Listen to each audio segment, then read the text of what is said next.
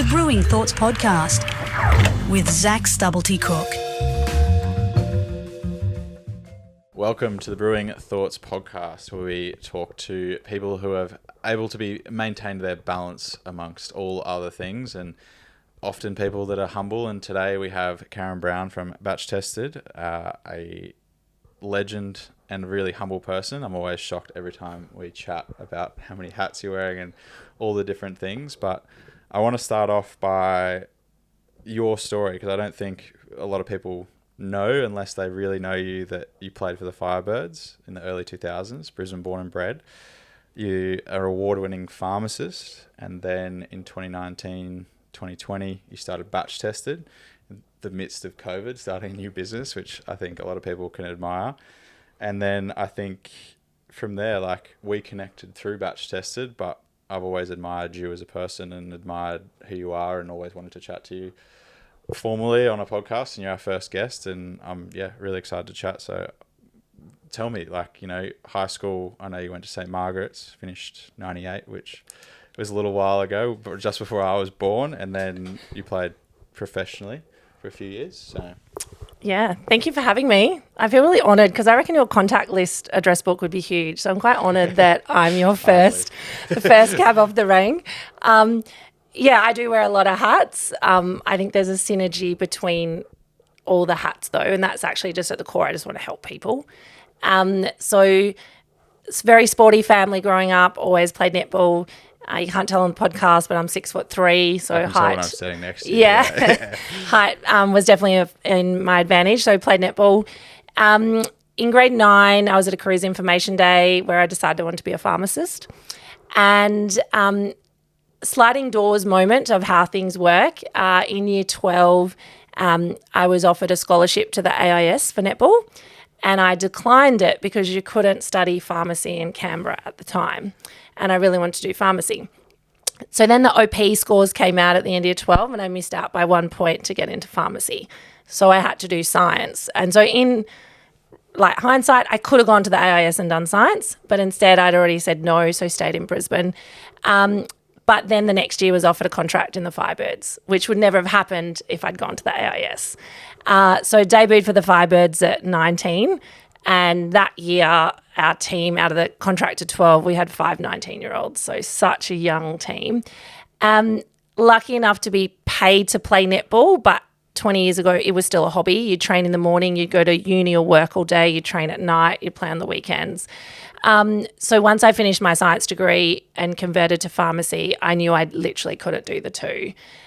So you simply retire. Isn't it amazing that now women's sport, you can have a career of it, and you can be 19 and know that for the next 10, 15 years you can play professional netball, AFL, cricket, soccer, whatever it is. How much has changed. But I knew my career was always pharmacy. And so, I've owned 2 pharmacies here in Brisbane. I've owned 4, up to 4, but absolutely love it, 20, 30 years later. And then Batch Tested actually was a colliding of my 2 worlds. Never did I think sport and pharmacy would ever collide. And Batch Tested is exactly that. And it's pretty exciting. So to be back in the athlete world and combining my 2 passions, yes, it is another juggle. And yes, we started pre-Tokyo in a COVID world, which in the pharmacy world was absolutely chaotic. We were the ones that were always open. We were the first line for the community. It was the most chaotic 12, 18 months, vaccinations, etc. And then the Olympics. So it was a pretty crazy time, but I'm pretty content being busy all the time. I'm kind of bored if I've got nothing to do. Yeah, so. If you've got nothing to do. It's like you need that time to be filled, and I feel like you fill it with pretty fulfilling things as well, in a way that is really impactful but true to yourself. I think I want to wind it, you said a few bits in there that I want to unpack a little bit. You said you always knew pharmacy, and that choice of obviously different time and not able to do that, and it's amazing how far we've come, but what is that choice like? Because I think a lot of people, young people, kind of feel like they still have to make that choice between whether it's elite sport or doing their local sport, or that balance to get themselves ahead. And for me, what this conversation is all about is it's more than that. I think you can still do multiple things. You can wear lots of hats. So I think like it's a two-part question of like in the beginning, obviously you felt like you needed a choice, but then now you see it as where's the opportunity? Yeah, I think there's a lot in that. First of all, I don't think balance is a word. I kind of like the concept of lean in. So lean into who needs you most at the time. And I'm a wife and I'm a mum as well. So it's kind of like, does family need me most now? I lean in. Does pharmacy need me most, etc. And it's having a really supportive team around you that fully understand, like, I couldn't do what I do without my husband's support, my kids' support, my parents' support. Like it is a full-on network of things. So yeah, that very much that notion of lean in. But once you're an athlete, you're always an athlete in that mindset. So I'm extremely driven, constantly want to push the boundaries. How can I be better? But also the notion of you never know where a door is going to lead you. So when you see that door slightly ajar, just push it open and walk in and see what opportunity that brings. And it's not necessarily saying yes to everything, but at least consider it. And I think I remember my first 10 years when I owned one pharmacy, and it was kind of my sole kind of thing that I did. And I was so fixated on goal setting from being an athlete, but I kind of felt like it gave me a really tunneled vision. And when I actually opened my periphery a little bit, you're like, oh, hang on a minute, that could lead to that, that could lead to that. So once I kind of opened my vision a little bit, that's when, the next pharmacies came on, batch tested came on. I run a pharmacy owners conference. So there's all these little things that I just like, oh, that's an opportunity. Let's say yes to that. And I remember Lane Beachley doing a keynote, and she's like, you get asked a lot of things of how do you say yes or no? And her motto was, it's either a hell yeah or it's an F no. And if your instant reaction is hell yes, I want to do that, then don't say yes to it. Like it's kind of like it's really black and white when you constantly get asked to do things. Yeah. So ask, when do you say no? Like obviously with that peripheral lean in mentality, you can fall into the trap of like saying yes. And always trying to please people. So I think you get to a point where you've earned the right to say no, if that makes sense. And I actually like the term, I'm sorry, I don't have the capacity to do that. Yeah. Like it's kind of like I don't want to not do it. I just generally don't have the capacity to give it. And when I do something, I want to do it 110%. But you do get to the point you go, selfishly, what's in it for me? Yeah. Like, okay, if I say yes to this, what is the commitment? Is it something that I'm really passionate about? And if it's a hell yeah moment, you work out all your stuff afterwards. Like I got asked recently to do something that I can't quite share just yet, but as soon as they asked me, I was like, hell yeah. And they're like, do you need to check? I was like, no, I'll just work out the logistics. I'll work it out later. Yeah. Because it means so much to me, once in a lifetime opportunity. I'll sort out work, I'll sort out my family, I'll just make it happen. Yeah. But if you're not, like if it's I don't know. Like I was asked to do something overseas, to go to a conference, and I was like, oh, maybe. It doesn't excite me that much. The topic didn't excite me. Do I want to devote a week to go and do something that doesn't really excite me? Sorry, no. So I think there's parts of your life where you've got to earn that credibility and bank that kind of credit. Hours. To kind of, and you might give yourself a lot to go, yep, I'll do that to prove my value. And then you get to a point where you can kind of go, actually, it's okay to say no. And it's not a negative in the big picture kind of thing. Yeah, I think like it's the balance of opportunity, right? Like it's like understanding that first and foremost to go, partly what's in it for me once you've got the reps in. I think like the question then would be like, how do you know that? Like what is there a moment where you were like, oh yeah, I know I've got enough reps in, or is it just I think it's in different areas. So like I think in batch tested, I'm still trying to earn my credits. We'll get into what batch tested is, but a large part of what I want it to be is the clinical side of sport pharmacy. And so that now is kind of, I'm earning the credits to show sporting organisations the value of having a pharmacist because it's not normal in Australia. Whereas in the pharmacy industry, I can kind of go, actually, I'm really keen to present at that conference because I know who's going to be in the room and that'll be an amazing opportunity. Or yeah, no, that's okay, I'll pass on that one kind of thing. So I think it depends on what lane you're in to how Which much. hat you're wearing. Yeah, correct. Yeah. I think the other question then is like the follow-up to that is like, it's a bit of a pivot, but like obviously pharmacy in Australia is like owned by a pharmacist. So I think owned and operated. And I think obviously then you started batch tested, but like was that entrepreneurial spirit, I guess, of like wanting to own something yourself always something you wanted to do? Or Yeah. And I don't come from a business-centric family, but I knew I wanted to be a pharmacy owner. So I was actually really lucky, privileged, right place, right time kind of thing. I was only 6 months after being registered as a pharmacist and I got offered my first partnership. So I was really young. I was 24, owning my first pharmacy as a junior partner. it was a bit of a holy shit moment. Yeah, but I think because I'd grown up in teams, I'd captained teams, I'd coached teams, I'd managed teams, even now, 20 years later, I'm just coaching my team out there. Like, I love it. So I'm still coaching. So it didn't scare me that I was 25 and I had staff members that were 50. Yeah. To me, I was just coaching my team.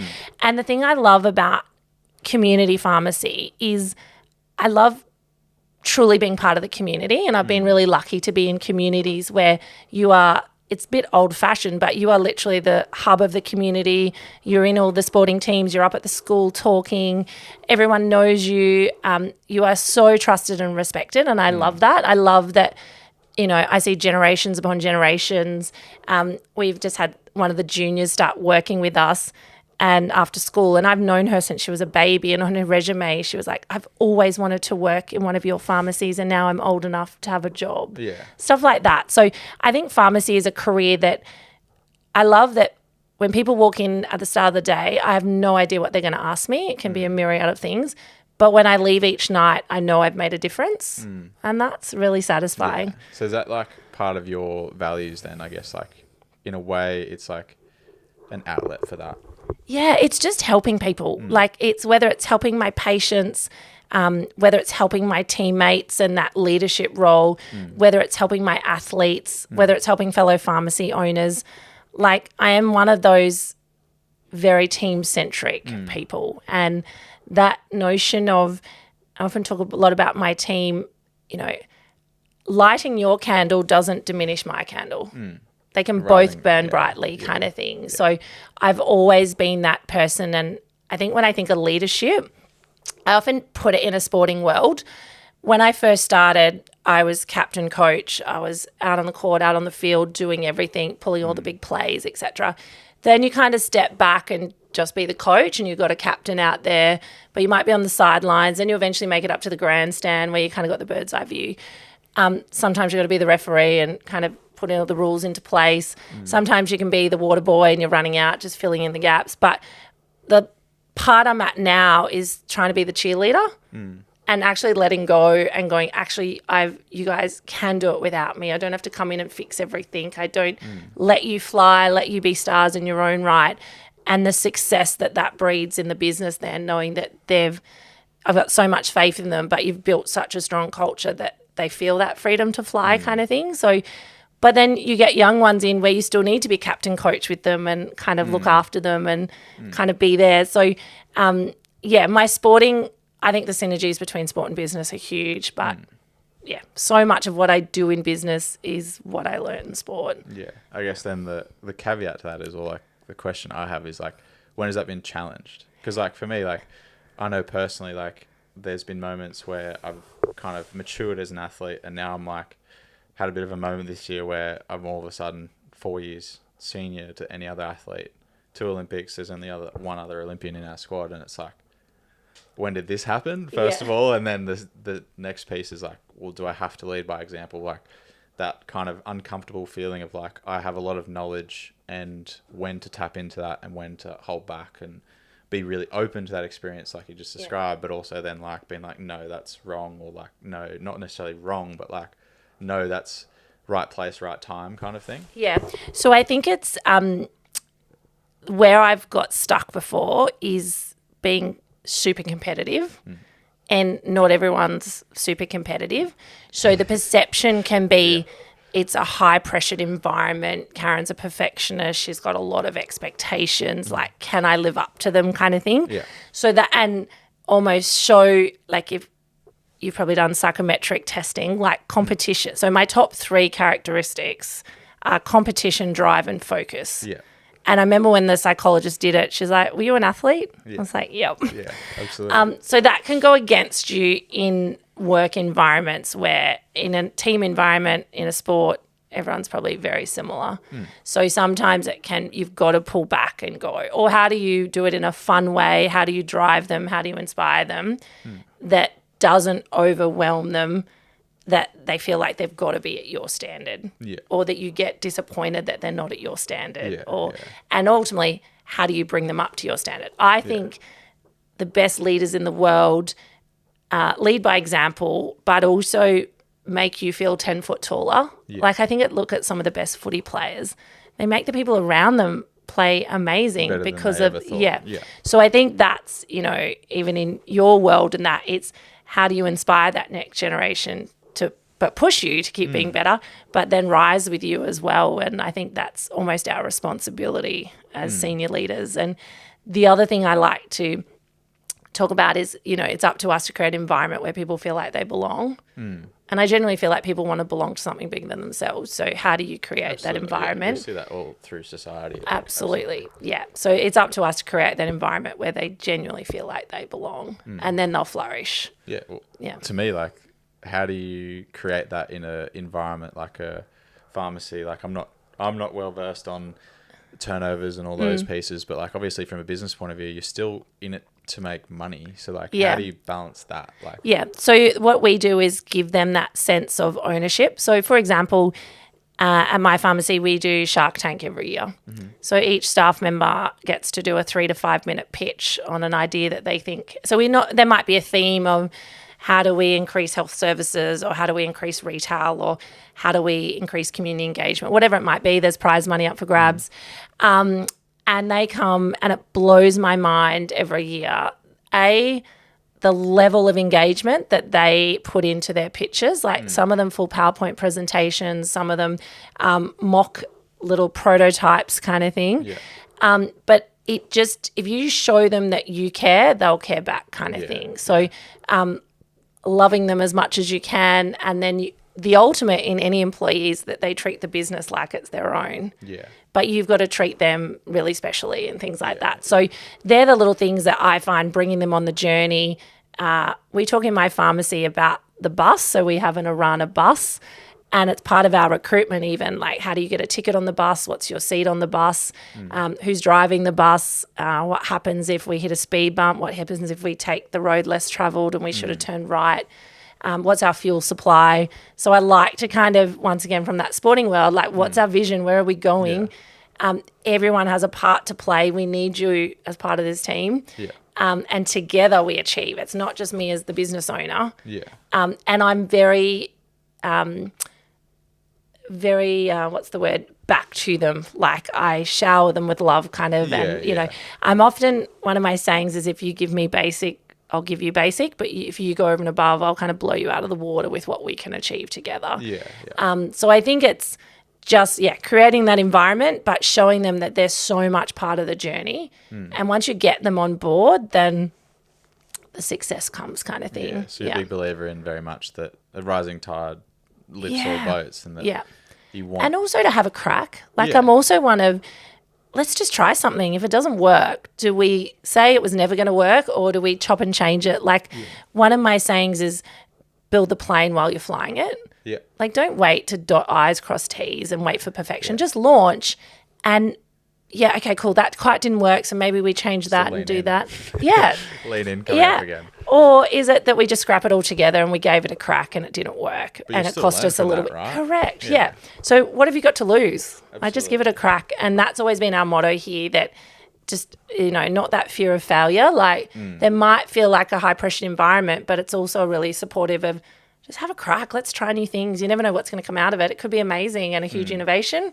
And even with batch tested, like, I remember when it first started was Kelly Hogan, who's your dietitian, and then one of the other dietitians, Kerry Leach, kind of came to me and was like, you need to sort this out for us. You're in pharmacy, you understand all the companies, you understand the products. Yeah. You've been in drugs and sport. Can you just help us? And I remember when we end up going to QAS, we were just helping their athletes. And then they're like, okay, it's coming up to Tokyo. I think you need to make this official kind of thing. And I remember went for a meeting at the QAS with Gary Slater and with Rod, my business partner, who's my partner in the pharmacies. And I was like, yeah, we can do this. And he walked out and he's like, what the hell did you just say yes to? And I was like, just hang on for the ride. I think it'll be fun. Like, we'll work it out. Like, we've never run an e-commerce business, you know. But you just have a crack. Yeah. So, and 4 years later, here we are. So and we're in the batch tested where everything gets done. Yes. And let's pivot to that then. I guess, like, for me, my story with batch tested is we met, I think, maybe... You were our first customer. A little while ago, yeah. But I remember talking to Kelly about, you know, what if there was one-stop shop, multiple brands with certificates, the whole bit, like, and there was nothing in the industry, nothing overseas, nothing anywhere. And, like, the mammoth task of understanding the supply chains and where everything kind of breaks down and why it breaks down, I guess, or why no one had done it before, was, like, completely, I think, out of everyone's realm of understanding. And I think... obviously, some brands don't get along. Other brands that you think are batch tested all the time are not. All of the above were kind of like, when I looked at it, I was like... It's just a minefield. Oh, yeah. It's absolutely... It was just like a headache from the beginning. Yeah. And to me, I was like, it'd be awesome if someone did this, but this is too far down the track. And like, for me, that's kind of like where I then came across batch tested and had an understanding from Kelly and knew where you had the vision of going. So, like, I guess, like, that was obviously, we talked about your entrepreneurial, like, kind of mindset of leaning in, not necessarily looking for business opportunities. Yeah. I guess, like, why you said yes, obviously, in that anecdotal story that you told, but, like, what was it like after that? I think it was just genuinely my two passions colliding. If I could help athletes and combine my passion for pharmacy, then how exciting. I'm also one I love going first. Like, I love being the first to do things, and whether it's in an innovation space in pharmacy or this kind of stuff, I was like, oh, this is pretty cool. There's nothing like this on the market. And it started out just helping people. So I suppose the crux of it is 1 in 3 supplements that are non-tested that you find in the pharmacy, the supermarket, online nutrition supplement stores contain a prohibited substance, which for athletes or anyone in a drug testing pool is potentially career ending. Yeah. So that was kind of the problem we were solving, was your nightmare of, how do I find the batch that's been tested? How do I know? I'm so confused, etc. And we became that one-stop shop that everyone knew that if I go there, I know I'm going to get the tested or certified option. And third-party testing is people that need third-party testing for prohibited substances is 0.0001% of the country. So it's a pretty niche market. Yeah. So the vitamin world and the supplement world, they honestly don't care about you guys, if that makes sense, because you're such a small part of their market share. So it's full credit to the companies that are prepared to invest in that extra testing to make it safe for you guys. And the flip side to that is, why isn't it just safe for everyone, and why don't we make everything safe for everyone? But you guys are a special group that need this extra layer of testing, because it is a minefield. And 20 years ago when I was playing sport, it was simply, you do not take supplements. And now over the last 2 decades, they realise that athletes do want to take supplements. So how do we make it as safe as possible, and how do we educate them so they know what they're looking out for? And, you know, we can go into it in detail, but the assumptions that I hear every day is... What's the craziest assumption you've heard? Not to name names either. No, I won't name names. But, for example, I had a parent of an Olympic swimmer pre-Paris that the girls had actually just intercepted her in the pharmacy. So she'd picked something off the shelf. She had the batch tested phone open, and they said, hang on a minute, this isn't batch tested. Do you want me to go and get a batch tested one for you? Yeah. She went, oh, no, what's the big deal? It's just vitamin kind of thing. And they're like, let me get Karen to ring you. So I rang her, and she's like, oh, they just needed a bit of a pick-me-up, so I just thought I'd grab it. I thought they'd only test the high-risk supplements. Like, I'm sure this is fine. I said, but, you know, your child is potentially in medical contention. How would you feel if they failed their drug test because you picked up in hoping that it would pick him up? It wouldn't pick him up. Like, it's totally, and that's what we often say is, why would you even risk it? Like, everything that you put into your career, your nutrition, your training, why would you risk it on a fish oil capsule or a probiotic? Like, supplements are supplementing what you already do. So if you want to use them, how do we do it as safe as possible? And as I said, I love that world. The future, though, is in that whole collaborative sport pharmacy space. So I love the drugs in sport, whether it's medicines, whether it's supplements. So I think I'm studying as part of the International Olympic Committee at the moment. My goal is 2032 that I'm running the pharmacy polyclinic at the Brisbane Olympics. Like, that is my goal. And that's a huge undertaking. It's like 300 pharmacists. I think in Paris there was something like 6,000 prescriptions written in Paris. Yeah, I can. I was one of them. Yeah.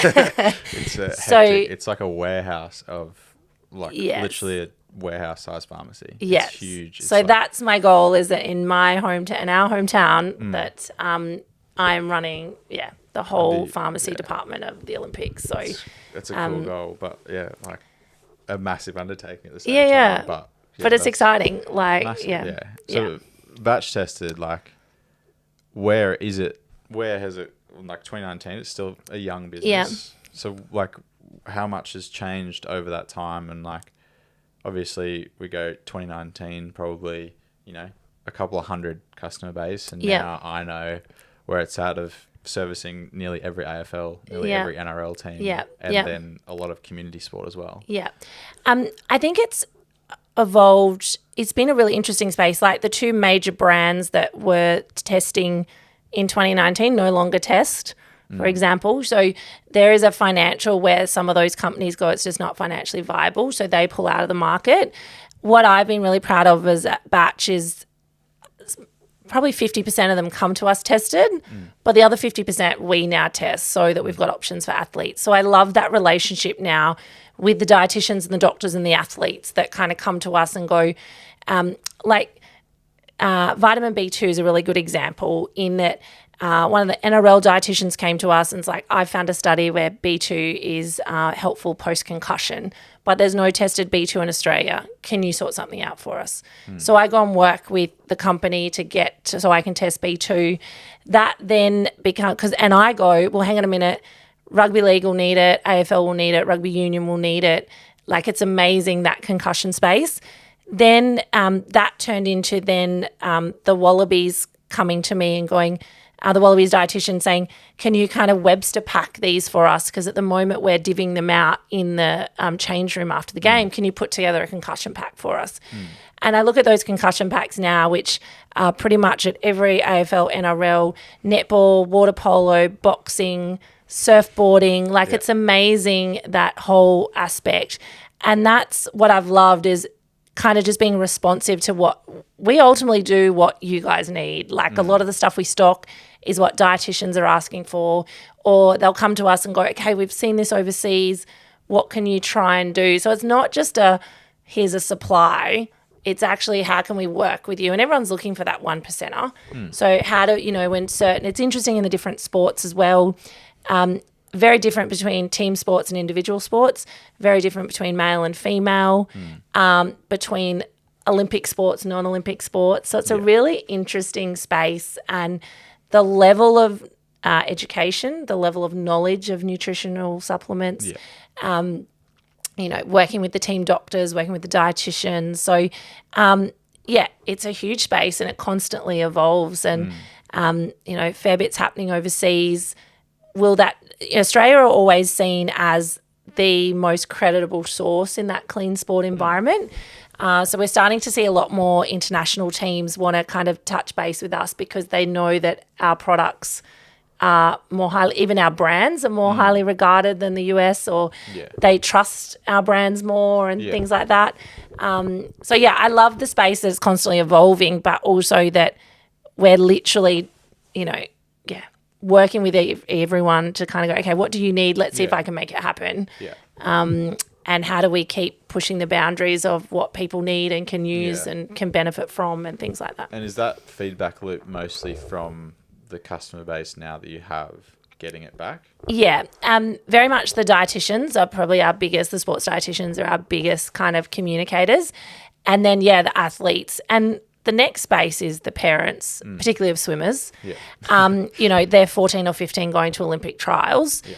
And what we find is the athlete is educated, but not necessarily all the support personnel. 15-year-olds are talking to their parents about batch tested supplements. But the parents they'll ring and they'll be like, okay, my child's just made their first team.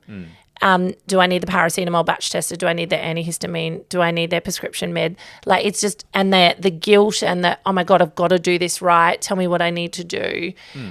But also partners, carers, like we hear so many incidents where the empty bottle sitting on the kitchen bench. And so the partner's like, oh, I'll just grab that when I'm at the pharmacy, not realising that they look the same, but that batch has been tested. This one hasn't been tested. Yeah. There's a lot of talk around protein powders and, we talk about if you're house sharing with someone, make sure everyone in the house is using the tested protein powder or you have your own blender. Or there's even some where they're like, my girlfriend wife has one blender that she puts her fancy protein powder in and this is my blender. I know your great mate and friend of ours, Mac Horton, he's like, I won't buy anything that's used in a blender at a cafe because what if it hasn't been cleaned properly and things like that. So there's the total paranoia through to the blasé of what's the big deal. Yeah. So it's massive spectrum, I guess. How do you what is Batch Tester doing in that education space? I think that's, I know we've talked about it briefly, but it is an exciting space to know. I think the AIS have done it well with the athletes and the various institutes, but from your point of view, it's obviously somewhat philanthropic and somewhat driven by the want to them to be a customer. But so much of what we do is education. How do they identify what is third-party tested? A lot of it is debunking a lot of myths. So even just in the marketing space now, there's athlete approved, sports dietitian approved, athlete endorsed. I'm like, that doesn't mean it. It's all just jargon. Don't get sucked in by that. And that's even more confusing because it's not more confusing, but Haas has also come on board and don't really have their informed sports style logo. And where does that sit? Even as an athlete, I know that's Haas tested sometimes. Yes. For example, Hydrolyte Sport is a good example. They're tested, I think, by Hasta. Yes. But the Hydrolyte Sport, they don't advertise that it is all batch tested. Yes. Yeah. But the Hydrolyte that sits next to it on the shelf is not. Yes. And you're what's the difference? And you look at the ingredients list and it's virtually the same. And even third-party testing, I've had one of the AFL boys ring me and he goes, I've got this product from America. It says it's third-party tested. I've got a certificate, but it looks a bit strange.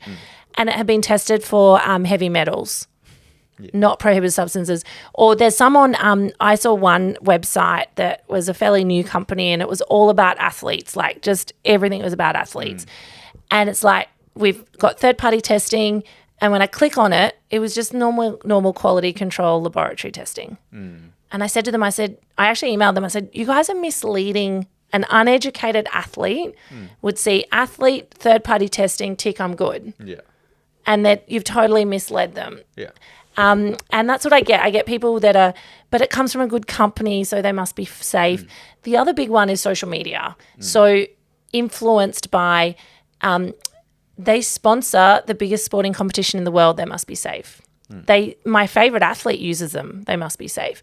My favorite team is sponsored by them, they must be safe. Or they sponsor an Ironman, AG1 is a prime example of that. They batch test some of it. Correct. And what happens is they batch test enough for that athlete for the year. They batch test enough for that team. They batch test enough for that event. No one else gets the tested version. And so our motto is you check every product every time, because that's another thing. These formulations change. And there was I won't name the company, but they changed their fish oil capsule. So it used to be tested and had passed. And then they changed the formulation and it failed. And they took it off the market from a batch tester perspective. And at the time, the dietitians asked, why weren't we told that? And I said, that would be a PR nightmare to come out and say there's steroids been found in our gelatin capsules. They're not safe for you anymore. Yeah. Why would they do that? Yeah. It's just you must ensure that just because it passed 4 years ago does not mean it passes today. Yeah. So check for your logos of whether it's HASTA certified or Informed Sport. And if you can't cite those, then you're looking for a HASTA certificate, which is the next level down where it's just that batch. If you can't cite either one of those three things, do not buy the product. Even Informed Sport now have informed protein, informed ingredient, informed manufacturer. Informed choice, which is that next level down. But the informed ingredient, protein, manufacturer, that's all great. But they've all got to be added together to make sure the whole product is fine. So it still comes down to Informed Sport. Yeah.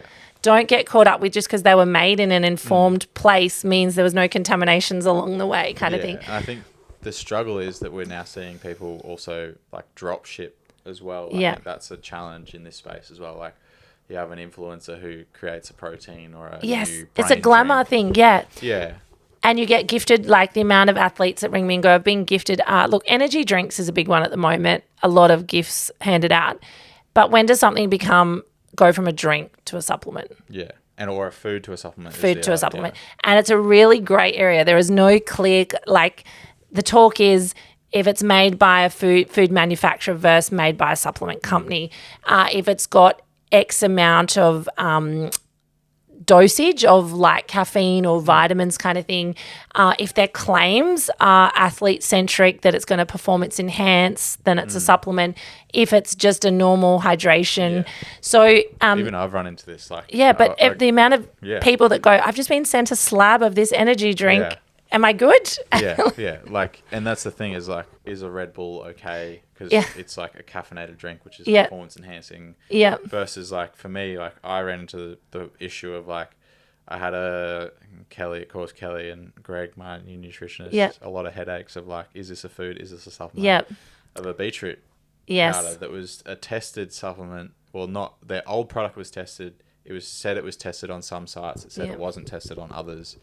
And partly that's the company's fault because they had like the place that I purchased it from was like said it was tested. Their website said it didn't. And it was like, and obviously I'm looking for a 1% gain and I'm a big advocate of using nitrates and adaptogens, which was in 2 before and then beetroot and beet it. And so I've always used that kind of stuff. And I'm like, when does it become a food versus a thing? And then we even ran into the trouble of like, well, we're trying to certify it, but HASTA won't even test it because it's still a food. Like, so we're like, I know with the protein, it often comes up that if you know the source of the protein, but you wouldn't go into a cafe and buy a protein ball that has been handmade that you don't know where that protein's. And even I had one of the AFL clubs share with me where one of their elderly staff members that was kind of a volunteer put on morning tea for all the players, thinking how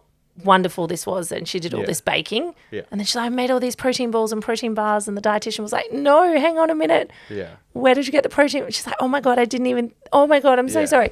But she hasn't been educated on, she was just out of the goodness of her heart making morning tea for the players. So that's what we find. It's everyone in that inner sanctum that are genuinely just caring, but you'd never forgive yourself if you, as a support member, call someone to and that's what definitely with the parents, like it is so overwhelming. Their teenager has just made their first Olympic team and they're like, I cannot stuff this up. What if I get it wrong?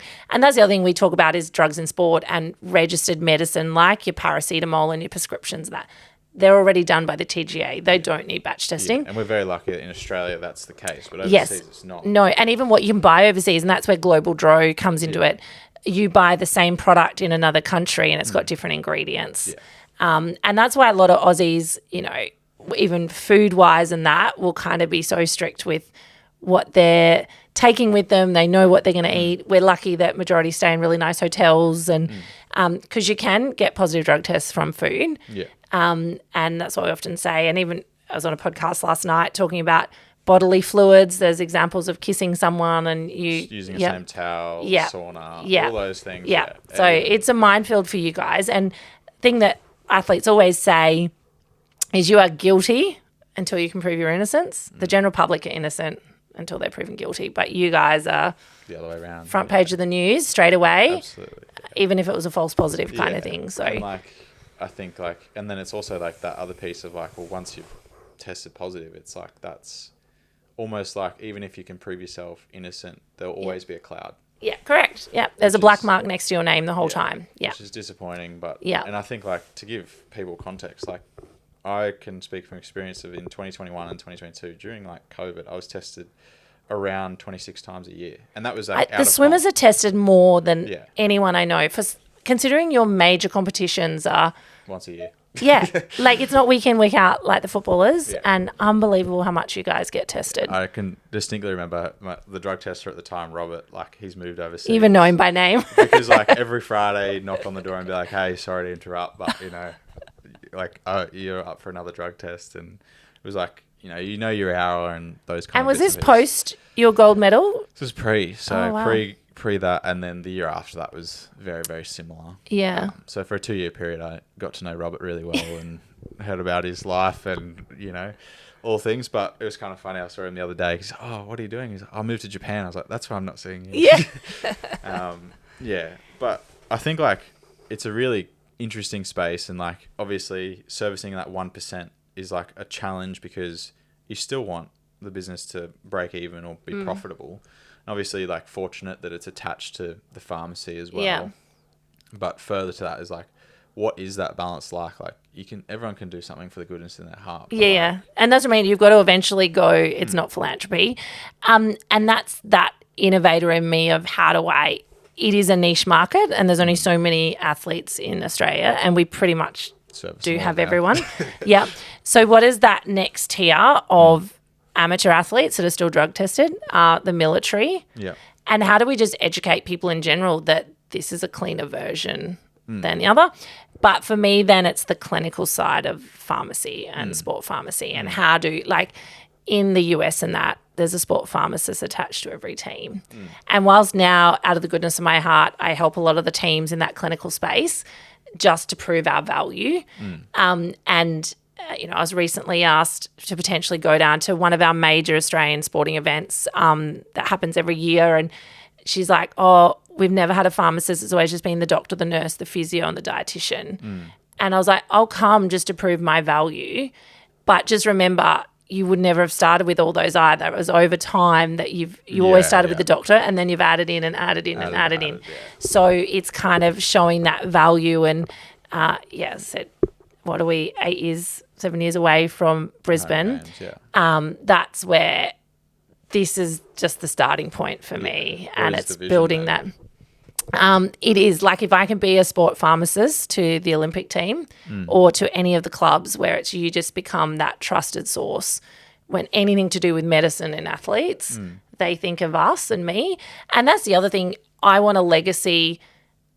It's not recognised in Australia even at a university level. But if I can, when I go out and talk to students now and, even when I have students come here into the pharmacy and they're sporty people and they're like, sorry, I can do sport pharmacy. Imagine if in 10 years' time we actually have a cohort of sport. And I said, there was never such thing as a sports dietitian or a sports physio or something. Imagine if that ends up being my legacy, that I almost created a stream of pharmacy in Australia, that there's so many. Like at the moment it's me and there's a couple of others. But imagine if as a collective we could have 100 sport pharmacists, servicing multiple. And as it just becomes another stream of pharmacy.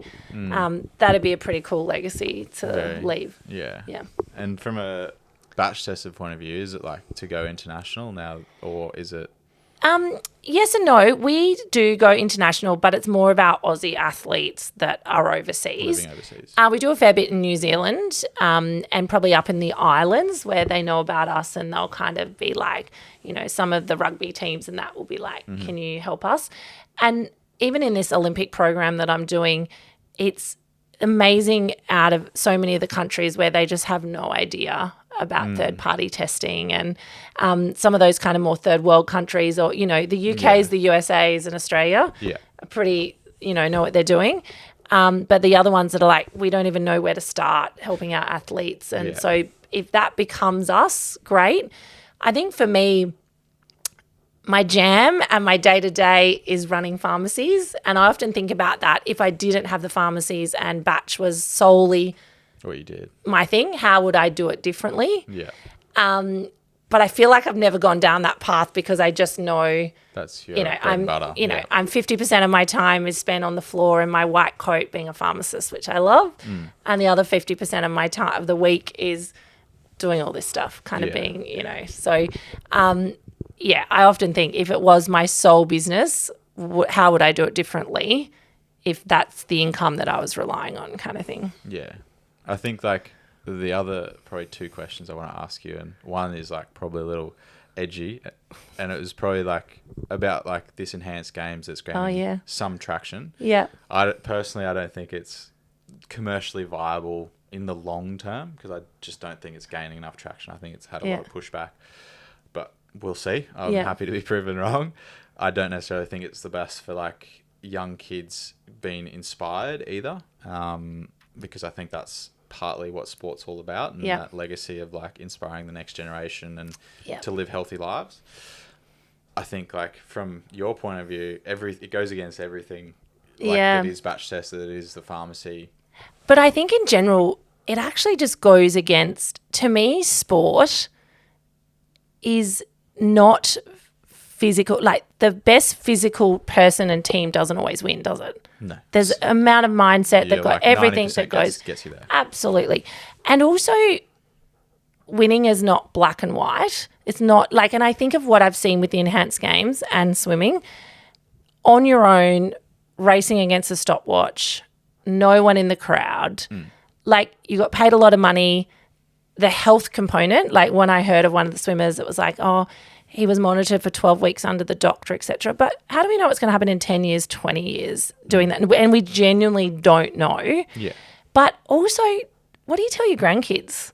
Yeah. Oh, yeah, I was the fastest 50-metre freestyler, but it was on my own against a stopwatch and no one saw it and I got paid a lot of money to do it. Yeah. Like that's not – there's so much to do with the spirit of sport, the health side of it. I just don't get it. Like it's not a win at all costs. It's not – to say to your grandkids, yeah, I cheated and so I got the fastest time, but it wasn't a world record. I didn't get a gold medal.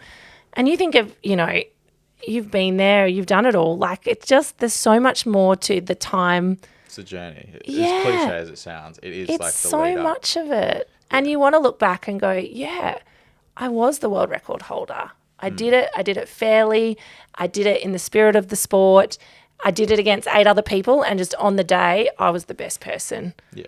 Because actually on the day, the best team doesn't always win. The best swimmer doesn't always win because of all the other things that go with it. So I was talking to someone about it recently and we said, amazing. It'd be interesting if it was like a pool of 4 enhanced, 4 non-enhanced, for example. The mental side of it, like what does that actually look like if they're swimming against 4 other people? Do you know what I mean? Like I think there's so many scenarios, but I think ultimately we have no idea in 10, 20 years what their bodies are going to be like. Yeah. Genuinely don't know. Yeah. And I think, and you'll know this better than me, but the suits and things like that, we've already done all that. And I know you guys not breaking the world records now of people that did wear the suits. Yeah, they fit. Put it this way, like my understanding, I have worn it at training because it does make a very significant impact. And like even now. So you were too young for the suit era. Yeah, I was like, but I got to wear one at training because my old coach at the time, Vince, was like, let's put one on to see how fast you can swim kind of thing as a training aid. Yeah. Because it is just like really buoyant. Yes. It's just very restrictive. So I feel like potentially it would be a very different flock of athletes who are at the best now. Yeah. Like you look at Phelps, like he didn't, I don't know if many people are familiar, but like if you go back and watch most of his races, it's hips to ankles. He didn't often wear the full suit. Yeah. And I think that's in part because he's hypermobile. He's quite lean. He's very buoyant in the water. Like he had all the attributes of what the suit gave you anyway. So it's like, what's it actually giving you? Is probably my point. And like I think it's just shifted a little bit of like who the right people are. But we are breaking a lot of them. There's a couple left still, but even then, like, they're slowly getting chipped away out of, like, people getting closer and closer. And I just think you look at all the work and the sports science, there's so many ways we are pushing our bodies Yeah, because that's without my next harming question. them. That's my next question of, like, we're seeing a lot of, I think, like, I wear an Aura ring now, and then in the States it's become very regular amongst the top echelon to, like, kind of get blood work done and those kind of things. Like, from a supplement point of view, because it kind of ties in, I think we're going to see in 15 years' time, I hope, athletes monitored hormones and all those kind of things, because it's... Well, I think it's that customized health, personalized health, and even whether it's DNA testing or customized, it's not a one size fits all. Even we see that in medicines now that they're starting to. So it's how does it become so personalized to you? It's scary but exciting of where we're heading. And that's what I mean. I don't feel it needs to be done in a cheating way. I think it can be done in a really clever, innovative space. And it's the people that go out and look for the 1%ers and whether it's in sport and business and anything, it's how do you keep challenging yourself and raising the bar and keeping abreast of your competition and all that kind of stuff just to keep pushing the boundaries. I think it's a very interesting space, and it obviously, to me, like, logistically starts to cause some headaches when you start to customize things to batch tests and all those kind of bits. Well, I think it'll be more the actual dosing. So it's not you take one every day. Maybe you need 3 a day. Maybe you need one every second day. Yeah. Like, I think that's definitely what we're seeing in the medicine space. Yeah.